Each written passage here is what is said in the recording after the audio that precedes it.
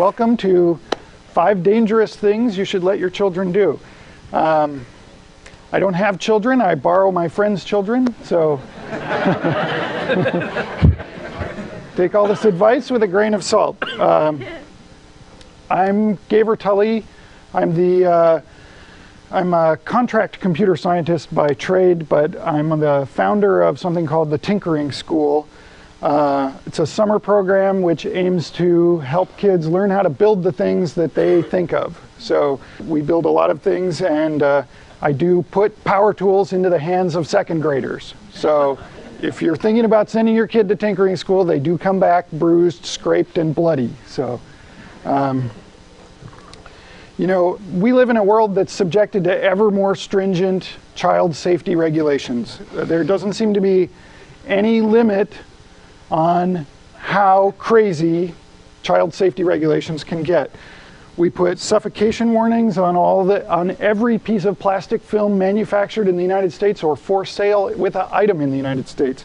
We put warnings on coffee cups to tell us that the contents may be hot.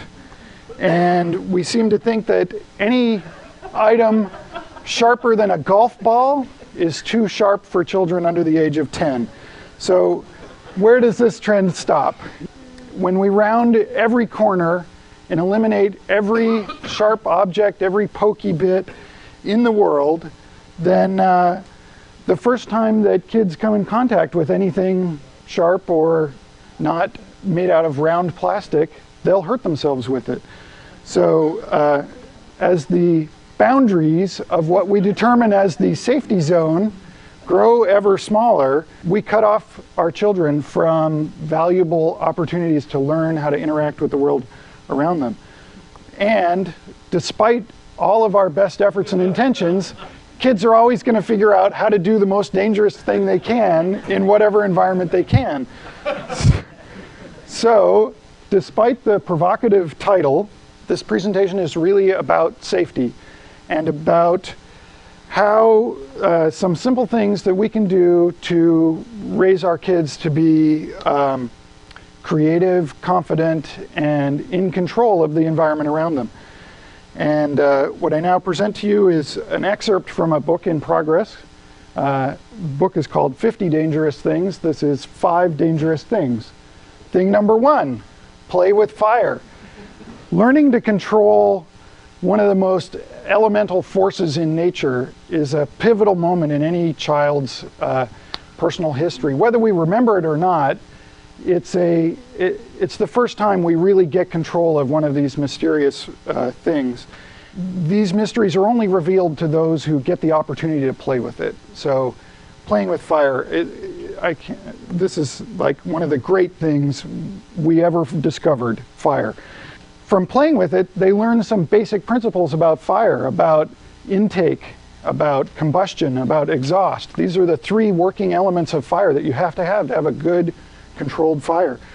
And you can think of the open pit fire as a laboratory. You don't know what they're going to learn from playing with it. You know, let them fool around with it on their own terms, and trust me, they're going to learn things that you can't get out of playing with Dora the Explorer toys. Number 2, own a pocket knife. Pocket knives are kind of drifting out of our cultural consciousness, which I think is a terrible thing. Your first pocket knife is like the first universal tool that you're given. You know, it's a spatula, it's a pry bar, it's a screwdriver, and it's a blade, yeah. And it's a powerful and empowering tool. And in a lot of cultures, they give knives, like as soon as they're toddlers, they have knives. These are Inuit children cutting whale blubber. I first saw this in a Canadian Film Board film when I was 10, and it left a lasting impression to see babies playing with knives. And it shows that kids can develop an extended sense of self through a tool at a very young age. You lay down a couple of very simple rules. Always cut away from your body. Keep the blade sharp. Never force it. And these are things kids can understand and practice with. And yeah, they're going to cut themselves. I have some terrible scars in my legs from where I stabbed myself. But, you know, they're young. They heal fast. So Number 3, throw a spear. It turns out that our brains are actually wired for throwing things. And like muscles, if you don't use parts of your brain, they tend to atrophy over time. But when you exercise them, any given muscle adds strength to the whole system, and that applies to your brain too.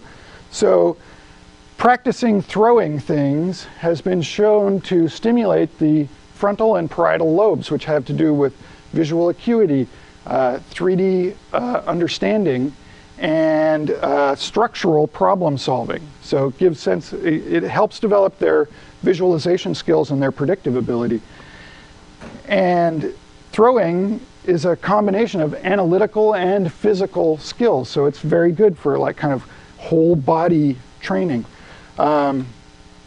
These kinds of target-based practice also helps kids develop attention and concentration skills. So those are great. Number 5, deconstruct appliances. There is a world of interesting things inside your dishwasher.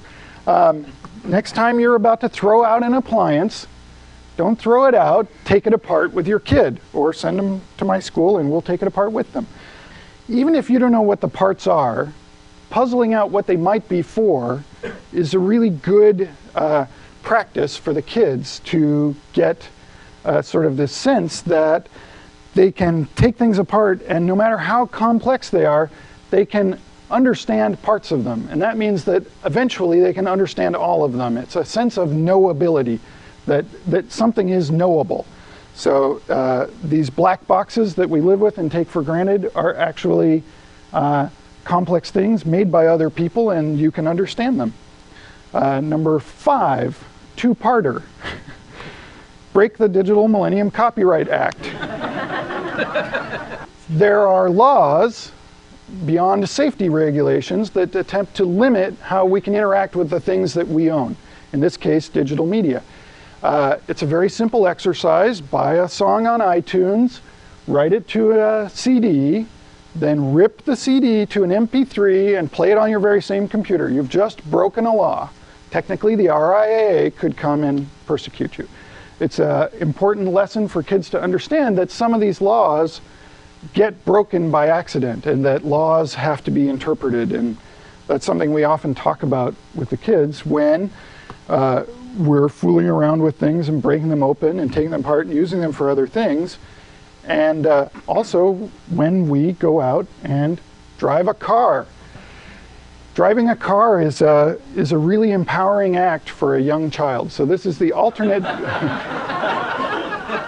For those of you who aren't comfortable actually breaking the law, you can drive a car with your child. This is a great stage for a kid.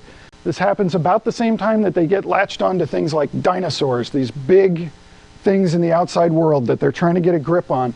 A car is a similar object, and they can get in a car and drive it, and that's a really gives them a handle on the world in a way that it wouldn't that they don't often have access to. So, and it's perfectly legal. Find a big empty lot, make sure there's nothing in it, and it's on private property, and let them drive your car. It's very safe, actually, and it's fun for the whole family. So let's see, I think that's it. That's number 5.5. Okay.